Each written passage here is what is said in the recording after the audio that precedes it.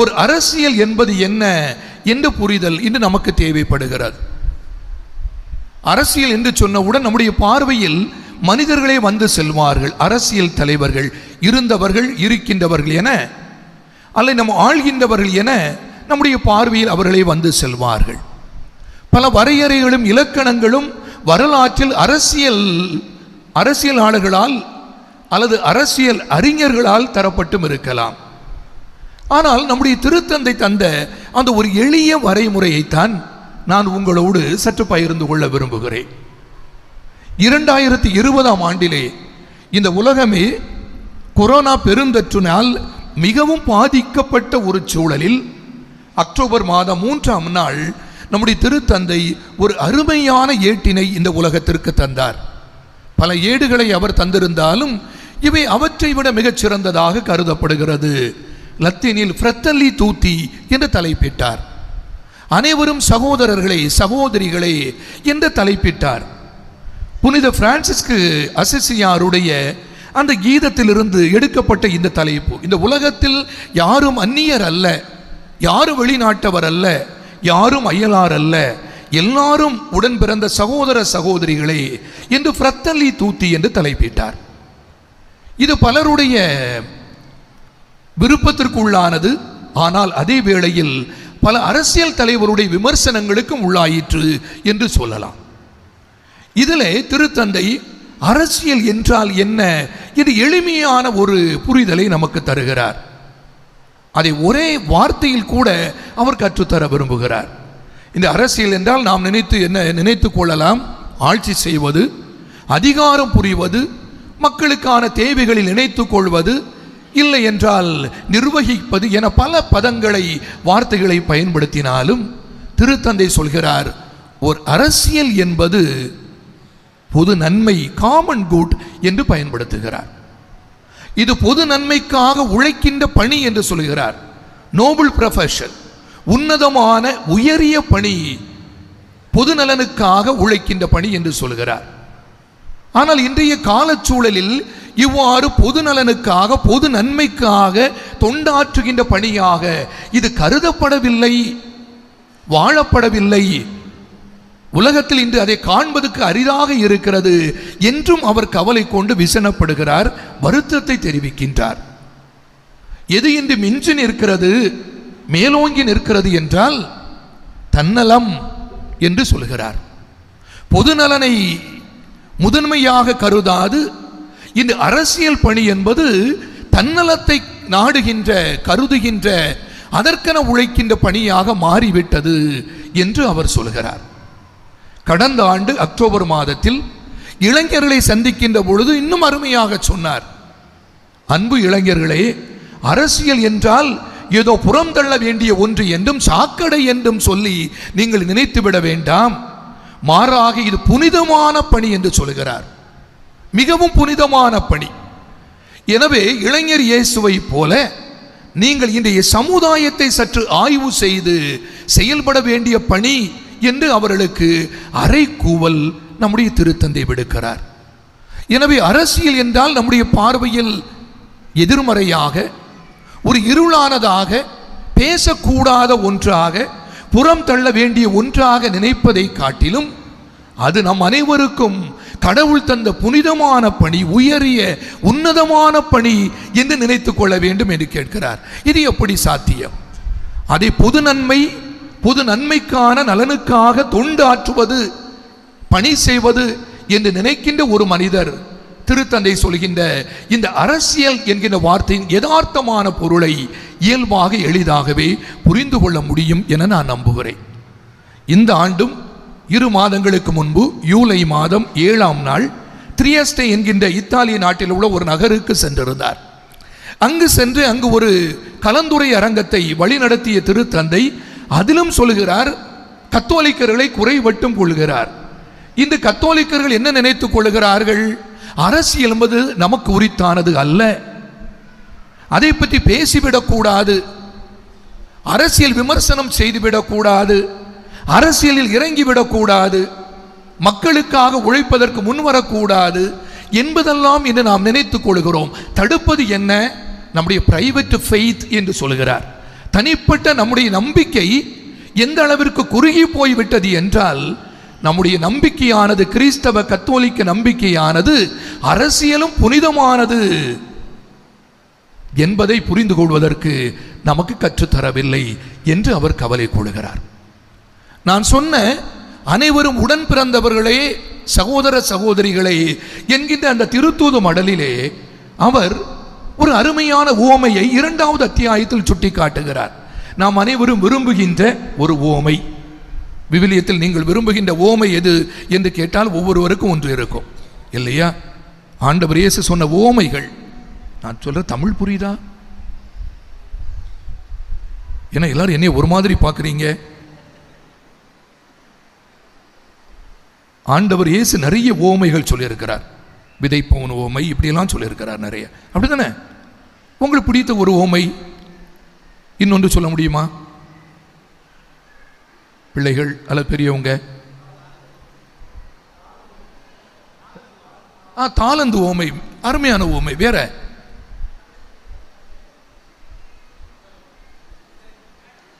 கடுங்கு விதை நிறைய இருக்கு. ஒரு உடனடியாக யோசித்து பார்க்கல. ஆனால் திருத்தந்தை எடுப்பது இதன் தெரியுமா? லூக்கா 10ஆம் அத்தியாயம். யாராவது கண்டுபிடிச்சிட்டீங்கன்னா நல்லது. யார் என்னுடைய அயலான்? நல்ல சமாரியன் அப்படின்னு ஒரு ஓமையை சொல்கிறார். ஞாபகம் இருக்குதா? நல்ல சமாரியன் அப்படின்னு ஒரு ஓமை தெரியுதா? என்ன நடக்குது? ஒருவன் அடிபட்டு வீழ்ந்து கிடக்கிறான். கள்வர்கள் அவனை அடித்து குற்றுயிராக விட்டு இருப்பதையெல்லாம் எடுத்து செல்கிறார்கள். குரு வருகிறார், லேவியர் வருகிறார், கண்டும் காணாமல் செல்கிறார்கள். ஒரு சமாரியன் சென்று உடனடியாக உதவி செய்கிறார். இதுதான். எண்ணெய் வார்த்து கட்டியிட்டு அவனை சாவடியில் சேர்த்து இருப்பதை கொடுத்து விட்டு, என்னிடம் வேறு இல்லை, மீண்டும் வரும் பொழுது மிகுதியானது தேவைப்பட்டால் அவனை குணப்படுத்துவதற்கு, நலப்படுத்துவதற்கு நான் தருவேன் அப்பா, எனவே இவனை வைத்துக்கொள் என்று கச்சிதமாக தன்னுடைய வேலையை செய்து அந்த கரிசனையோடே பிரிந்து செல்கின்ற ஒரு சமாரியன். இதுதான் திருத்தந்தை இதைத்தான் சுட்டி காட்டுகிறார். ஒரு அரசியல் என்பது இதுதான். அவன் எந்த இனம் என்று அவன் கருதவில்லை. அடிபட்டு விழுந்து கிடப்பவன் எந்த மொழியை பேசுகிறவன் என அவன் நினைத்து பார்க்கவில்லை. என்ன மதத்தை சார்ந்தவன் என்பதும் அவனுடைய எண்ணம் அல்ல. எந்த சாதியை சார்ந்தவனடே என்று கூட அவன் நினைத்து பார்க்கவில்லை. அவனுக்கு பார்வையில் பட்டதெல்லாம் ஒரு மனிதன் வீழ்ந்து கிடக்கிறான், குற்றுயிராய் இருக்கிறான், அவனுக்கு உதவி தேவைப்படுகிறது, காப்பாற்றுவதை உத்தமம் தேவை என்பதை உணர்ந்து அவன் தன்னை கடந்து சென்று, எல்லைகளை எல்லாம் கடந்து சென்று அவனை மனிதனாக கண்டு உதவுகிறானே, இதுதான் அரசியல் என்று கற்றுத்தருகிறார். இது நமக்கு எப்படி பொருந்தும்? இன்று சாலை பழுதுபட்டால் பலமுறை அலுவலகத்திற்கு செல்ல வேண்டும், தட்ட வேண்டும், சற்று போடுதாருங்கள் என்று பலமுறை விண்ணப்பிக்க வேண்டும். அடே அங்கே நின்று என்றுதான் சொல்லுவார்கள். பலமுறை அதிகாரிகளை சந்தித்தாலும் மரியாதை இருக்காது. இறுதியாக வருவார்கள், அதற்கும் கையூட்டு கொடுக்க வேண்டும், அதற்குரிய கப்பமும் கட்ட வேண்டும். இப்படியெல்லாம் தொடங்குகின்ற ஒன்று எங்கு வந்து நிற்கிறது? பெருநிறுவனங்கள் கார்ப்பரேட் இந்தியாவிற்கு வருவதற்கு இங்கு சிறிய தொகை கையூட்டி என்றால் அங்கு கோடிக்கணக்காக புரள்கிறது. இல்லை, ஒரு சான்றிதழ் வாங்குவதற்கு ஒரு அலுவலகத்திற்கு செல்ல வேண்டும் என்றால், ஒரு கையெழுத்து வாங்குவதற்கு நாம் தொடங்குகின்ற அந்த கையூட்டு நம்முடைய பிள்ளைகள் ஒரு வேலையை பெறுவதற்கு கூட அதிகமாக கொடுத்து பெற வேண்டியிருக்கிறது. யதார்த்தம் இதுதான். இன்றைய சமூகத்தில் இப்படி பலவற்றை நம்மால் சொல்லிக் கொண்டிருக்க முடியும். இந்த ஒரு சூழலில் தான் சில வாரங்களுக்கு முன்பே இந்த ஆனந்த விகடன் பத்திரிகையில் யோகாந்தர யாதவ் என்கின்றவர் அருமையான ஒரு கட்டுரையை தந்திருந்தார். ஒருவேளை உங்களில் எத்தனை பேர் வாசிப்பீர்கள் என எனக்கு தெரியாது. அதில் 2 வாரங்கள் தொடர்ந்து எழுதினார். கட்டுரை எதை பற்றியதாக இருந்தது என்றால், இன்று இந்திய நாட்டில் அரசியல் சிந்தனைக்கும் அரசியல் கொள்கைக்கும் சித்தாந்தத்திற்கும் இன்று பஞ்சம் ஏற்பட்டிருக்கிறது. எனவேதான் இந்தியா இந்நிலைக்கு சென்று கொண்டிருக்கிறது என்பதனை மிக அருமையாக அவர் வெளிப்படுத்தி இருந்தார். ஒரு அரசியல் சிந்தனை இல்லாத ஒரு சமூகம், அரசியல் கொள்கை இல்லாத சித்தாந்தம் இல்லாத ஒரு சமூகம் நாளடைவில் எவ்வாறு நீர்த்தும் மரணித்தும் போகும் என்பதை இந்த இந்தியா இன்று எதிர்கொண்டிருக்கிறது என்று அவர் சொல்கிறார். ஒரு மனிதன் தான் இந்தியா என்ற பிம்பம் இது உலக நாடுகளில் வளர்ந்து கொண்டிருக்கிறது என்றால் இங்குள்ள மக்கள் யார் என்ற கேள்வியை அவர் எழுப்புகிறார். 1870ஆம் ஆண்டு தொடங்கி 1960ஆம் ஆண்டு வரைக்கும் இத்தகைய அருமையான அரசியல் சிந்தனைகள் இந்திய நாட்டில் இருந்தன என்று அவர் சொல்கிறார். அன்றைய நாளின் அரசியல் தலைவர்கள் இவன் எந்த இனம், எந்த சாதி, எந்த மொழி, எந்த இடம் என்பதை கடந்து ஒன்றுபட்டு நின்றார்கள். இந்திய விடுதலைக்காக பாடுபட்டார்கள். இந்த அரசியல் சிந்தனையும் சித்தாந்தமும் கொள்கைகளும் ஆங்கிலேயரை அடித்து விரட்டின. ஆனால் 1960க்கு பிறகு இது சற்று தளர்வுற தொடங்கியது. இத்தகைய பொதுநல சிந்தனையோ பொதுநலமான மக்களை வளர்த்தெடுப்பதையோ அல்லது இச்சிந்தனை காட்டுகின்ற வழியில் இந்த இந்தியாவை வழிநடத்துவதற்கோ சிறந்த தலைவர்கள் குறுகி கொண்டே வந்தார்கள். இப்பொழுது இல்லாமலேயே மாறிவிட்டார்கள். அங்கொன்றும் இங்கொன்றும் இருந்தாலும் கூட இன்று நாம் இழந்திருக்கின்ற அருமையான ஒரு தலைவர் சீதாராம் யெச்சூரியை போல இல்லாது செல்கின்ற ஒரு சூழலை இந்தியா இன்று எதிர்கொண்டிருக்கிறது என்று அவர் சொல்கிறார். எங்கு செல்ல வேண்டும் என்று சுட்டி காட்டுவதற்கான தலைவர்கள் இங்கு இல்லை. இந்தியா எதை நோக்கி செல்ல வேண்டும் என்று சொல்வதற்கு ஆட்கள் இல்லை. அந்த இடைவெளி அதிகரித்துக் கொண்டிருக்கிறது என்று சொல்கிறார். அப்படியானால் அன்புமிக்கவர்கள், இந்திய அரசியல் யதார்த்தம் சூழல் என்ன விவரித்து கொண்டு செல்லலாம் என்றாலும் 3 கூறுகளை நான் சற்று சுட்டி காட்ட விரும்புகிறேன். இது சற்று ஒரு அரசியல் பாடத்தை போல ஆகிவிடக்கூடாது. இந்த தலைப்பு கண்டிப்பாக மக்களுக்கு கடினமானது தான் எனக்கு தெரியும். பாவம் போல என்ன பார்க்குறாங்க, இந்த பிஷப் பாவம் அப்படின்னு நினைக்கிறாங்க. உண்மையாக பாவம் தான். இந்த ஒரு தலைப்பை எனக்கு தந்தது. நான் நினச்சேன் மத்தேயு தந்திருந்தால் எவ்வளோ நல்லா இருந்திருக்கும் இல்லையா? நம்முடைய பங்கின் புனிதரை பற்றி அருமையாக உரையாடி இருக்கலாம். ஆனால் இந்த தலைப்பு இருப்பதனால் 3 கூறுகள் இன்று யதார்த்தமாக நம்முடைய இந்தியாவில் இருக்கின்ற 3 கூறுகள் எது இன்று ஆக்கிரமிப்பும் ஆதிக்கமும் செய்கின்றன என்பதுதான். முதன்மையாக இதை சொல்லலாம். இன்று சமய ரீதியாக நடக்கின்ற பிரிவுகள் அல்ல துருவங்களாக மக்களை மாற்றுகின்ற ஒரு தன்மை அதிகரித்து கொண்டே இருக்கிறது. பெரும்பான்மை சமூகத்தையும் சமயத்தையும் திரட்டுவதற்காக மேற்கொள்ளப்படுகின்ற அரசியல் எத்தனங்கள் இன்று அதிகரித்து யுக்திகள் அதிகரித்து கொண்டே இருக்கின்றன. இவருடைய வாக்குகளை பெறுவதற்கு நாம் எதையும் செய்யலாம் என்கிற எண்ணமும் அதிகரித்து கொண்டே இருக்கிறது. எனவேதான் மதம் சார்ந்த விழாக்களும் அந்த மதத்திற்கான மாநாடுகளும் இதுவரைக்கும் பேசாத அரசியல் கட்சிகள் இன்று மாநாடுகளுக்கு கூட அடிகோலுகின்றன என்று சொல்லுகின்ற பொழுது, அப்படி என்றால் இந்த மதம் ஏதோ ஒன்று இந்திய நாட்டில் இருந்தால்தான் என்பதாக வந்து கொண்டிருக்கிறார். அல்லது ஒரு மதத்தினுடைய சிந்தனையும் அதனுடைய விழாக்களும் அது சுட்டி காட்டுகின்ற சில தத்துவங்களுமே இன்று மக்கள் மேல் திணிக்கப்படுகின்றன.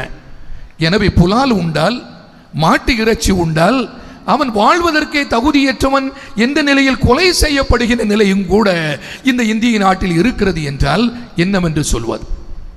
அல்லது சிலரை பற்றி அல்லது சிலவற்றை பற்றி பேசிவிட்டால் உடனடியாக அவர்களை தேச துரோகம் என்று சொல்லும் அளவிற்கு இந்த சிந்தனை அதிகரித்து கொண்டிருப்பதை நம்மால் காண முடிகிறது.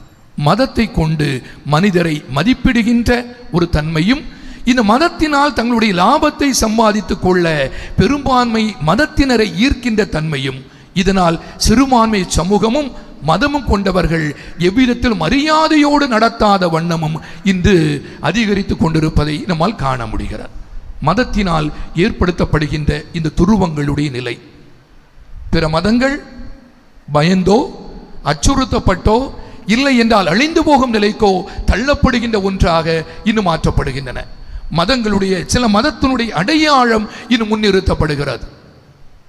அதனை வைத்திருப்பவர்கள் இன்று கொண்டாடப்படுகின்றார்கள் என்றெல்லாம் சொல்லலாம்.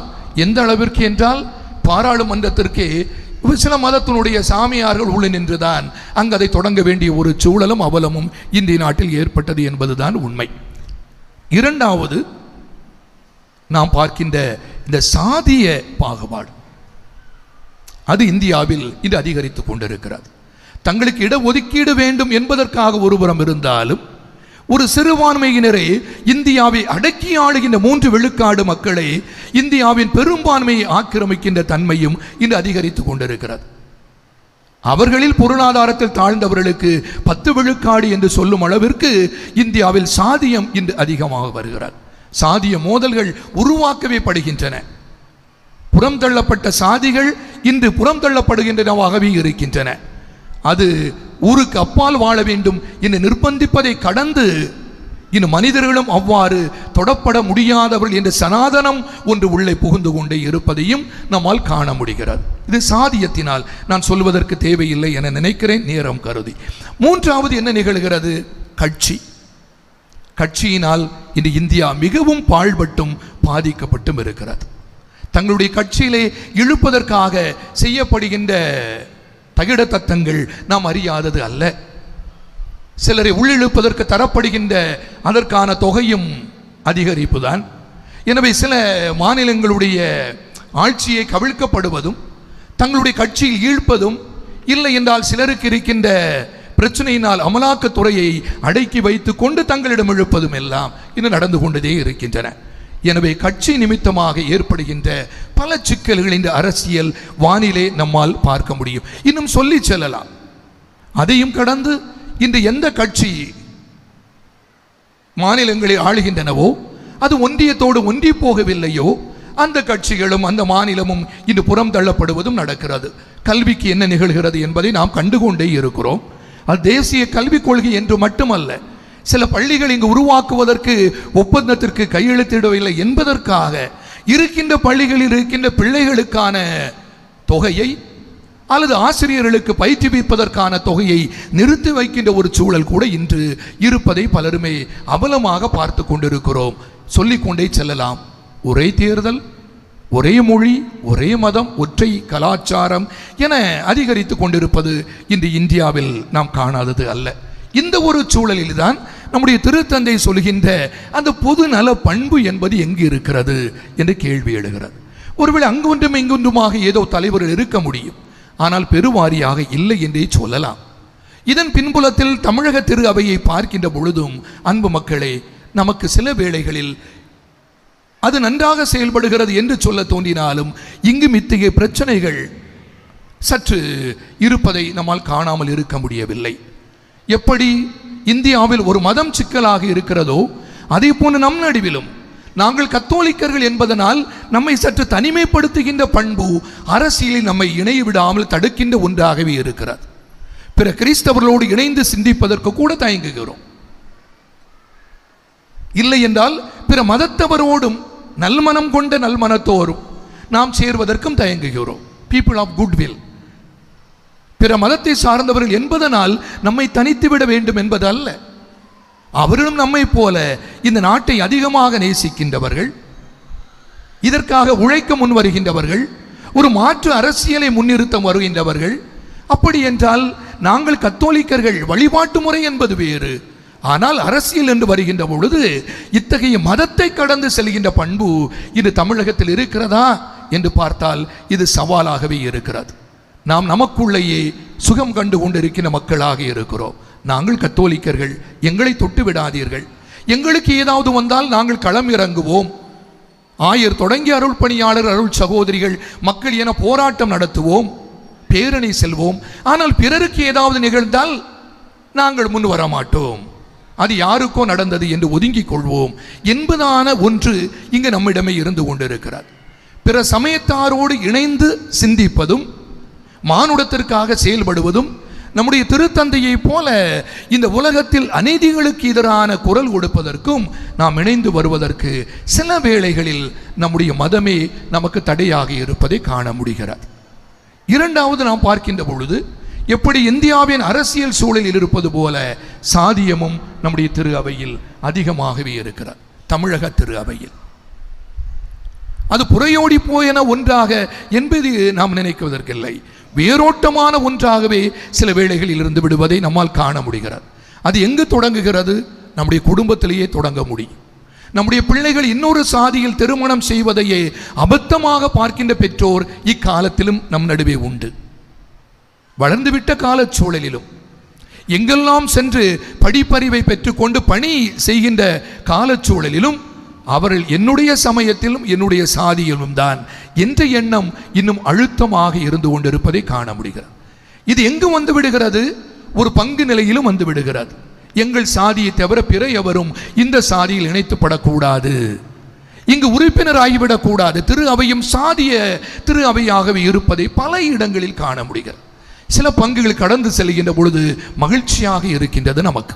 சில பங்குகள் கடந்து செல்கிறார்கள், யாரும் வரலாம் என்று வரவேற்கிறார்கள். நம்முடைய திருத்தந்தை சொல்லுவது போல திரு அவை எப்படி இருக்க வேண்டும்? Welcoming community. உன்னுடைய பிள்ளை இங்கிருந்து ஜெர்மனி நாட்டிற்கு படிக்க செல்லலாம், அயர்லாந்துக்கு செல்லலாம், அமெரிக்கா செல்லலாம். அங்கு செல்கின்ற பொழுது அவன் எந்த ஆலயம் செல்வான்? அவன் பிறந்த ஆலயம் செல்ல வாய்ப்பில்லை. ஏதோ ஒரு நாட்டில், ஏதோ ஒரு இடத்தில், ஏதோ ஒரு பங்கில், ஏதோ ஒரு இனத்தை சார்ந்த மக்கள் நடுவில் தான் அவன் செல்ல வேண்டும். அப்படி என்றால் அங்கிருக்கிற மக்கள் அவனை ஏற்றுக்கொள்ள வேண்டும். அது ஒரு திரு அவை. ஆனால் இல்லை இல்லை, நாங்கள் வெள்ளையர்கள், நாங்கள் இவர்கள், நீங்கள் வர வேண்டாம் என்று சொல்ல தொடங்கினால் அது திரு அவை அல்ல என்று திருத்தந்தை சொல்கிறார். நம்முடைய மறை மாவட்டத்திலும் இத்தகைய சில பங்குகளில் இன்னும் இருந்து கொண்டிருப்பது நமக்கு அவலம் என்றே சொல்லலாம். எங்கள் சாதியில் உள்ளவர்கள் மட்டும்தான் உறுப்பினர் அட்டை தருவோம். இருந்து கொள்ளலாம், இருங்கள், ஆனால் தரமாட்டோம். இதெல்லாம் திரு அவைக்கு புறம்பான ஒரு சாதிய செயல் என்பதை நம்மால் காண முடிகிறது. நாங்கள் இத்தனை விழுக்காடு இருக்கிறோம், எனவே எங்களுக்கு இவ்வாறு ஒருவருடைய திறமையை காணாது அல்லது வீழ்ந்திருப்பவரை தூக்காது, சாதியினால் புறந்தள்ளப்பட்டவரோடு உடன் இருக்காது, சாதியினால் தீண்டப்படத்தகாதவர்கள் என புறந்தள்ள மக்களுக்காக நாம் கரம் கோர்க்காது இருக்கும் பட்சத்தில் இது திரு அவையாக இல்லை. தமிழக திரு அவை அவ்வாறு இன்னும் இருந்து கொண்டிருப்பதை பார்க்கிறோம். ஒரு பங்கு பேரவையா? அப்படி என்றால் இவர் வந்துவிடக்கூடாது, இவர்கள் வந்துவிடக்கூடாது என்பதெல்லாம் இன்னும் நம்முடைய திரு அவையில் இருந்து கொண்டே இருக்கிறார். அதிலும் குறிப்பாக பாவம் பெண்கள், அது பெண் சாதி என்று சொன்னாலும் இல்லையா, அப்படி வார்த்தை போட்டால் 2 சாதி, ஆண் சாதி பெண் சாதி என்று சொன்னாலும் இந்த பெண்கள் வருவதற்காகவே போராட வேண்டி இருக்கிறார். இன்னும் கடற்கரை பங்குகள் சிலவற்றில் நிர்வாகத்தில் ஆண்கள் மட்டும்தான் இருக்க வேண்டும் என்று சொல்வதெல்லாம் இன்னும் நம்முடைய பங்குகளில் இந்த சாதிய சிந்தனை, பெண்கள் விட்டுவிடலாம், ஆனால் சாதிய சிந்தனை இருப்பதை கண்டிப்பாக நாம் ஏற்றுக்கொள்ளத்தான் வேண்டும் என்று சொல்வேன். இந்தியாவில் இருப்பது போல 3வது கட்சி நிலையும் இங்கு அதிகமாக இருக்கிறார். அது தேர்தல் வருகின்ற பொழுது நம்முடைய பங்குகளில் நடக்கின்ற அந்த ஒரு பதட்டம், நெருக்கடி நாம் அறியாததல்ல. அதுவும் குறிப்பாக கடற்கரை கிராமங்களில் குடியை வாங்கி கொடுத்தால் கும்மாளம்தான். எப்படி விடியும், எப்படி முடியும் என்று தவித்து நிற்கிற பங்கு தந்தையர்களையும் பங்கு பேரவை எனக்கு நன்றாக தெரியும். தேர்தல் வந்தால் நான் இருந்த பங்கிலிருந்து நான் வாக்கு கொடுப்பதற்கு கூட, என்னுடைய வாக்களிப்பதற்கு கூட செல்லாமல் இருந்த அந்த காலத்தையும் நினைத்து பார்க்கிறேன். சாமி போயிடாதங்க, காலையிலிருந்து சாயங்காலம் வரை இருங்க, ஏனென்றால் திடீர்னு பிரச்சனை வந்தால் யார் வருவா, நீங்கள் தான் நிற்கணும் அப்படின்னு சொன்ன காலத்தையும் பார்த்துருக்கிறேன். ஒருவேளை இன்று மாறிக்கொண்டிருக்கிறதாக இருக்கும். ஆனால் சில பங்குகளில் இன்னும் கட்சியினால் பிளவுண்டு இருப்பதை காண முடிகிறது. கட்சி நிமித்தமாகவே, அந்த கட்சியின் ஊடாகவே பங்கு பேரவையில் இடம் பிடித்து விட வேண்டும் என்று நினைக்கிறவர்களும் சில பங்குகளில் இருப்பது எனக்கு தெரியும். இந்த பங்கு பேரவை நம்ம கட்சி பிடிச்சிக்கணும் என்று நினைக்கிறதும் நமக்கு தெரியும். யாரும் இல்லைன்னு சொல்லக்கூடாது, சில பங்குகளில் இது இன்னும் நடந்து கொண்டு இருக்கிறார். ஆனால் ஒருங்கிணைத்து வருவோம் என்று முன்னுரையில் சொன்னது போல கிறிஸ்தவ மக்கள் நாம் நமக்கென ஒரு உறுதியை எடுத்துக்கொள்வோம் என்று தமிழக அளவில் நம்முடைய ஆயர்கள் கிறிஸ்தவ வாழ்வுரிமை இயக்கம் என்ற ஒன்றை தொடங்கி பார்த்தார்கள். ஆனால் அங்கு சேர்வதற்கு தான் ஆள் இல்லை. பிற கட்சிகளில் எல்லாம் இருக்கிறார்கள். ஆனால் கிறிஸ்தவர்களாக இணைந்து வந்து நம்முடைய உறுதியை நாம் இன்று வலுப்படுத்துவோம் என்று சொன்னால் அதற்கென ஆள் இல்லை. இதுதான் இந்த தமிழக திரு அவையாக நான் காண்கிறேன். அப்படி என்றால் என்ன செய்வது? நேரம் அதிகமாகிறது. ஒன்றோடு முடித்துக் கொள்ளலாம். எதனை நோக்குவது? திருத்தந்தை சொல்வது போல சிறந்த அரசியல்வாதி யாராக இருந்திருக்க முடியும்? அரசியல் தலைவர். இங்கு சொன்னார்கள் மோசே, உண்மையாக சிறந்த அரசியல் தலைவர். ஆனால் புதிய ஏற்பாட்டில் பார்க்கின்ற பொழுது நம்முடைய ஆண்டவர் இயேசுதான் என்னுடைய பார்வையில் சிறந்த ஒரு அரசியல் தலைவர், களப்போராளி, எப்பொழுது மக்கள் நடுவில் வாழ்கின்றவர். என்ன செய்தார்? ஒரு அரசியல் தலைவருக்குரிய இயல்பான பண்பான மக்களுக்கு விழிப்புணர்வு கொடுக்க தொடங்கினார். நீங்களும் மனிதர்கள் என்று கற்றுத்தந்தார். யாரும் உயர்ந்தவர் தாழ்ந்தவர் இல்லை என்று அவர் உடனிருந்து சொல்லி தந்தார். தன்னை அவர்களோடு அடையாளப்படுத்தி கொண்டார். நான் ஒரு யூதன் என்றாலும் சமாரிய பெண்ணோடு அவர் பேசிக்கொண்டார். கனானிய பெண் தேடி வந்தாலும் அவர்களுக்கும் அவர் வாய்ப்பு தருகிறார். அவர் ஒரு பொழுதும் தன்னை மேட்டிமை குணத்தோடு உயர்ந்தவன் என்ற எண்ணத்தில் வகுத்து கொள்ளவில்லை. அவர் பொது நலனையே தன்னுடைய எப்பொழுதும் ஒப்பற்ற மந்திரமாக கொண்டார். அதுவே கடவுள் கற்றுத்தந்த இறை வேண்டலாகவும் கற்றுத்தந்தார். நம்முடைய ஆட்சி வருக, வேறெந்த ஆட்சியும் அல்ல. அதில் எல்லா மாந்தரும் உம்மை தந்தை என அழைப்பார்கள். இது வருக என்றுதான் அவர் விரும்பினார்.